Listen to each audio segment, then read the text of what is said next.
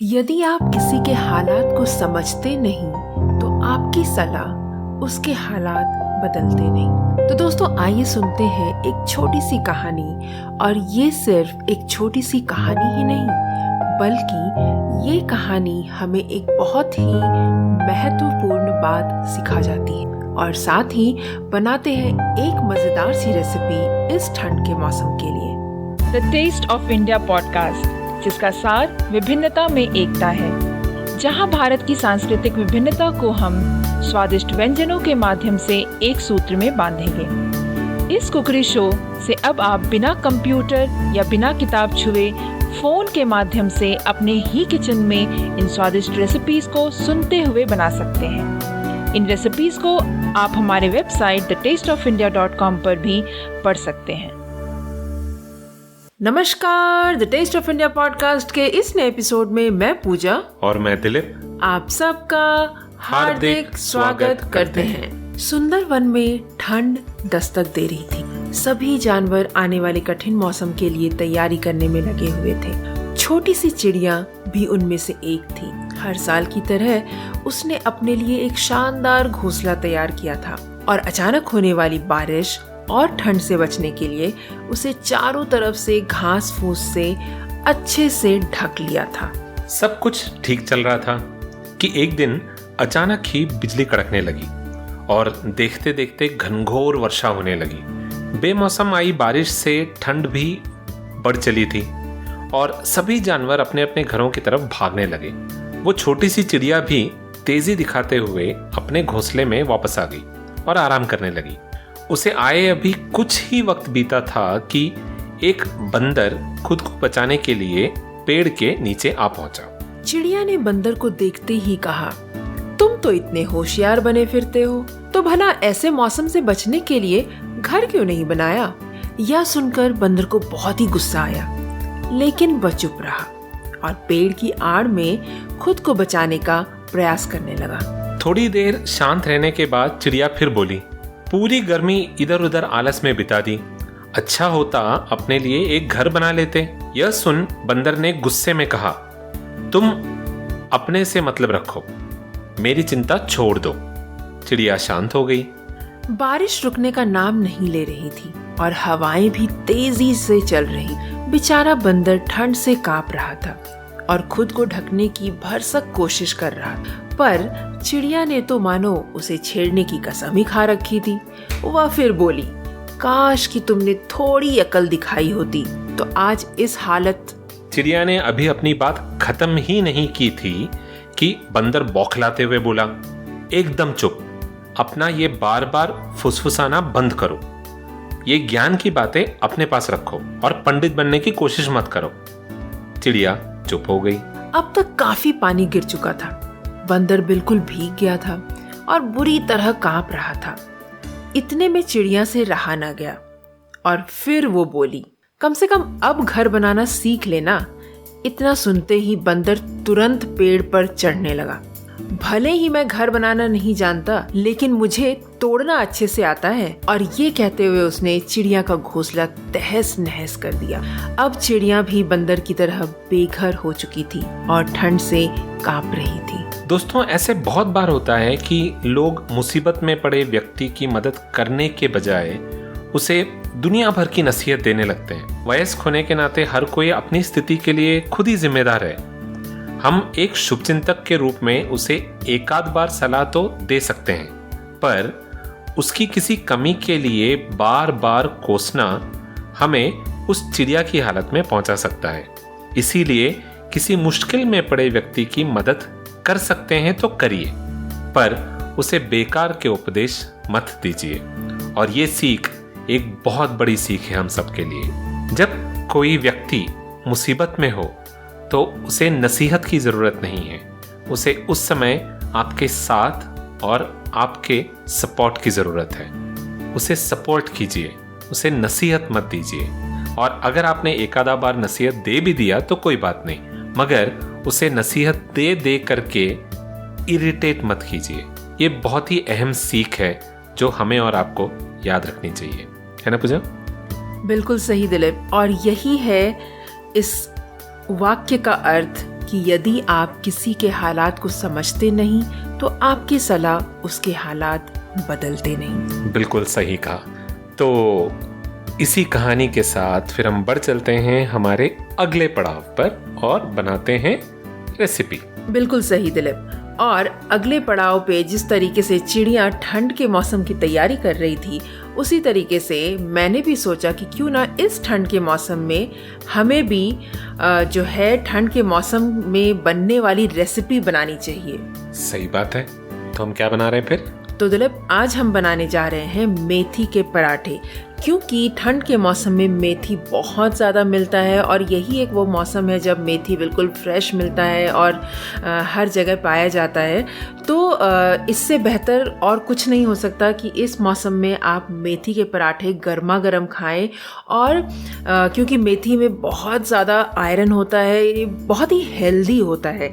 तो चलिए फटाफट बनाते हैं मेथी के पराठे, और आप भी बनाइए, खिलाइए अपने दोस्तों को, परिवारजनों को, सभी को। तो फिर देखते हैं कि इसको बनाने के लिए हमें किन किन सामग्रियों की जरूरत पड़ेगी। हाँ, देखते हैं दिलीप। तो इस रेसिपी को बनाने के लिए हमें क्या करना है कि सबसे पहले हमें मेथी लेना है।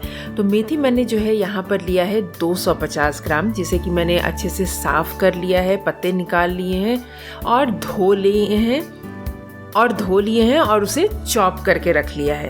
उसके अलावा हमें चाहिए होंगे 10 क्लव्स जो है लहसुन के, जिसको हम बारीक काट लेंगे। 4 से 5 तकरीबन हमें चाहिए होगी हरी मिर्चियाँ, उसे भी हम बारीक काट लेंगे। 5 टीस्पून बेसन चाहिए होगा।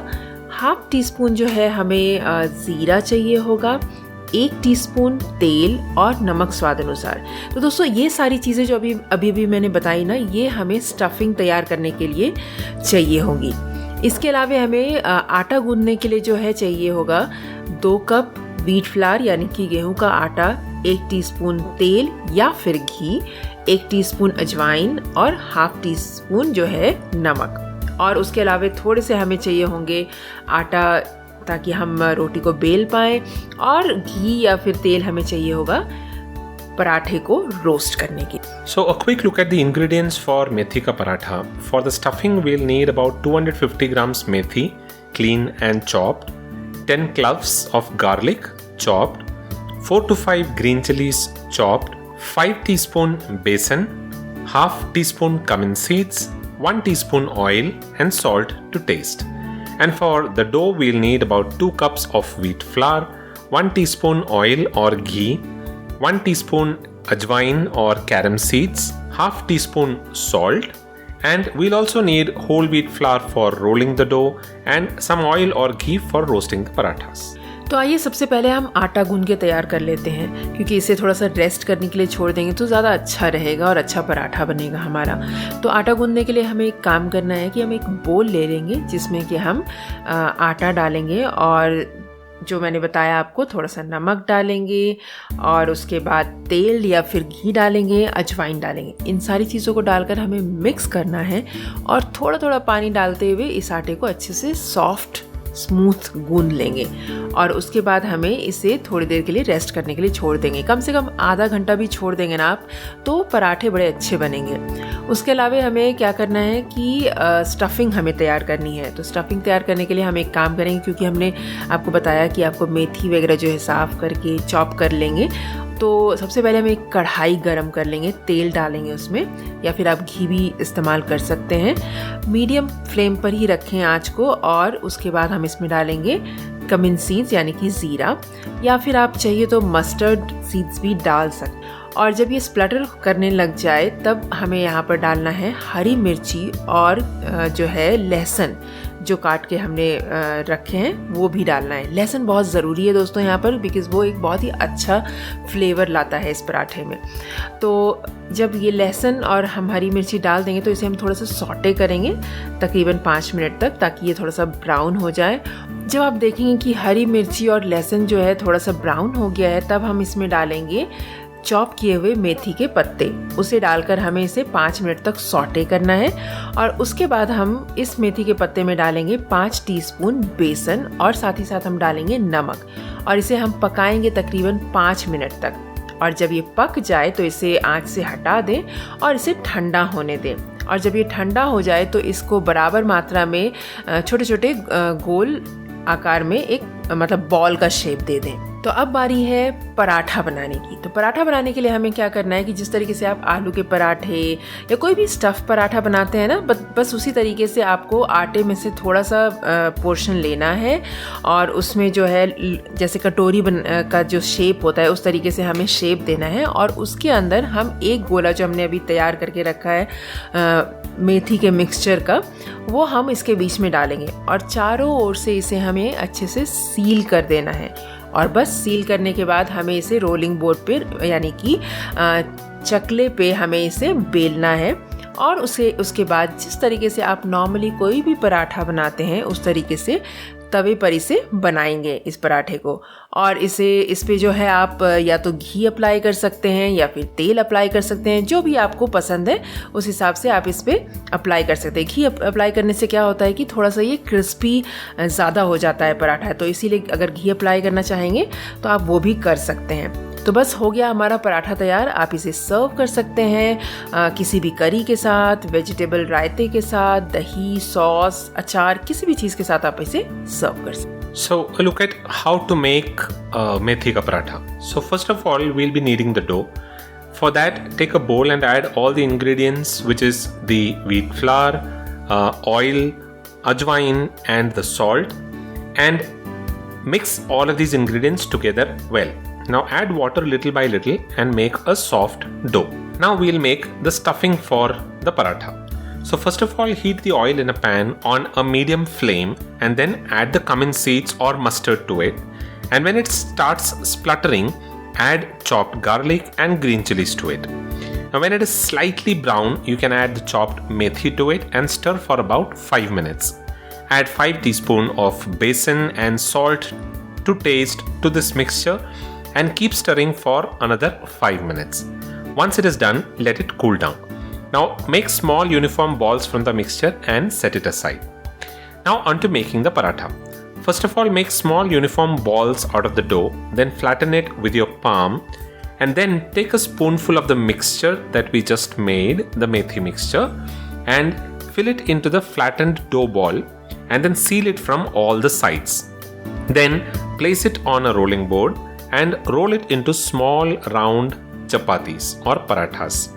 Then preheat a tawa and put the chapatis one at a time and apply ghee on both sides as you turn it. When there appears small brown patches on the paratha, you can remove it from the tawa. Serve it hot with any curry, vegetables, raita, dahi, sauce और even अचार। तो दोस्तों कैसी लगी आज की recipe? I am sure कि आपको ये रेसिपी बहुत ही पसंद आई होगी। वैसे मैं आपको जाने से पहले एक और बात बताना चाहूँगी कि मेथी के पराठे कई लोग जो है स्टफ़ करके नहीं बनाते। वो क्या करते हैं कि आटे के अंदर ही आप मेथी का पत्ता और बाकी के सारे स्पाइसेस वगैरह डाल देते हैं और डो तैयार कर लेते हैं और उसके बाद उसके पराठे बनाते हैं। पर मैंने आज आपको जो तरीका बताया है इससे ये होता है कि इससे पराठे का टेक्सचर बहुत अच्छा आता है, बिल्कुल क्रिस्पी और फ्लेकी पराठा बनता है। तो बेसन डालने से जो है पराठे में जो टेक्सचर आता है वो एक अलग ही टेक्सचर आता है, जो जनरली आप नॉर्मल तरीके से बनाएंगे तो वैसे नहीं आता। तो आप एक बार ज़रूर इस रेसिपी को ट्राई करके देखें। आई एम श्योर कि आपको ये बहुत ही पसंद आने वाली है और आपके परिवारजनों को भी बहुत ही पसंद आएगी। That is right. We all love it and we like methi and methi paratha. If you have dollop of butter on top of it, then it is amazing. और दिलीप को हमेशा पराठा जो है बटर के साथ ही पसंद आता है। That is right. I absolutely love it. So I think that is all that we have for today's recipe. That is all, Dilip. So that is all that we have for this episode today. We'll be back again the next week with another tasty recipe and an interesting story. If you would like to see the step-by-step procedure to make this paratha, do visit thetasteofindia.com and you'll be able to see all of the steps in there. You will also be able to download a printable recipe card in there. When you visit thetasteofindia.com, don't forget to download your free recipe cookbook with 10 amazing restaurant-style fast food recipes made at home. So visit thetasteofindia.com and sign up for the ebook today. The Taste of India podcast is available on pretty much all podcasting platforms, including Apple Podcast, Google Podcast, Stitcher, TuneIn Radio, JioSaavn, Spotify, Gaana, Amazon Prime Music, Carvaan 2.0 on station ID 208, and we are now available on the OTT platform Epicon as well. So pick your favorite channel and give it a listen in there.